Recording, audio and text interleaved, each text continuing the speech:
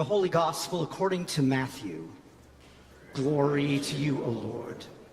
That same day, Jesus went out of the house and sat beside the sea.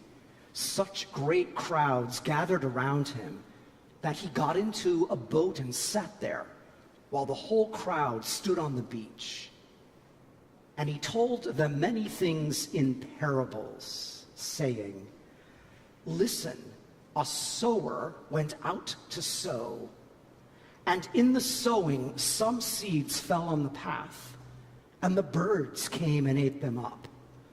Other seeds fell on rocky ground, where they did not have much soil, and they sprang up quickly, since they had no depth of soil. But when the sun rose, they were scorched, and since they had no root, they withered away. Other seeds fell among thorns, and the thorns grew up and choked them. Other seeds fell on good soil and brought forth grain, some 100-fold, some 60, some 30. Let anyone with ears listen." The Gospel of the Lord. Praise to you, O Christ. This past week, I was in a bit of a funk because inspiration for this sermon was not coming as quickly as I wanted. So I decided to walk to the lake. Sometimes nature can provide inspiration, and nature can be one of our best spiritual directors, spiritual guides.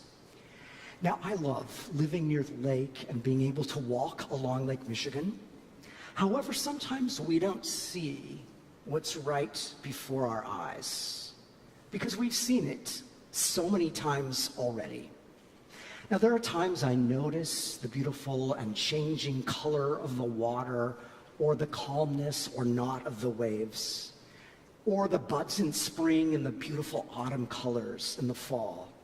But other times, I'm in my own little world, absorbed in thought or conversation with the person walking with me, and I miss what's there. I don't see it. So as I was sitting by the lake stewing over a lack of direction for the sermon, something caught my eye. All the plants growing out of the concrete stepped slabs, which I learned are called revetments. It's not a garden. There's not even soil, so to speak of. I would expect a few weeds here and there growing through the cracks, but no. Some of the growth is 4 feet tall. And if we had a screen right there, wouldn't that be nice? I could project a picture, which you won't see that great.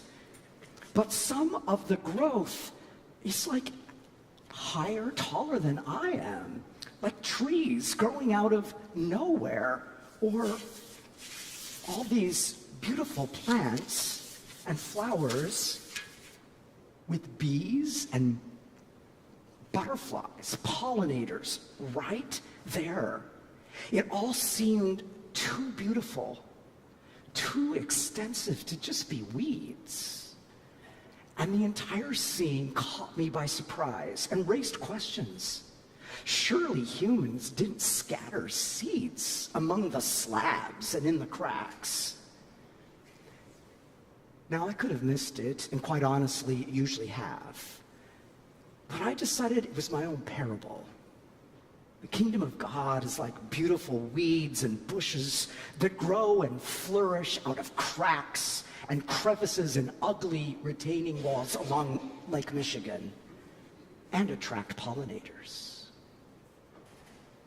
When we are distracted, when we are overwhelmed, when we are on autopilot and think we have everything figured out, Jesus comes along with parables to open our eyes and open our ears to recognize something we might miss: the kingdom of God breaking in among us.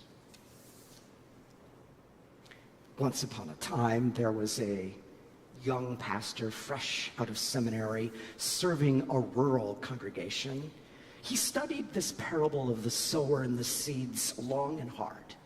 He translated the original Greek. He read commentaries, and in his beautiful sermon, he shared all his learnings about seeds and soil. He waxed eloquently. And many parishioners, appropriately, on the way out, shook his hand,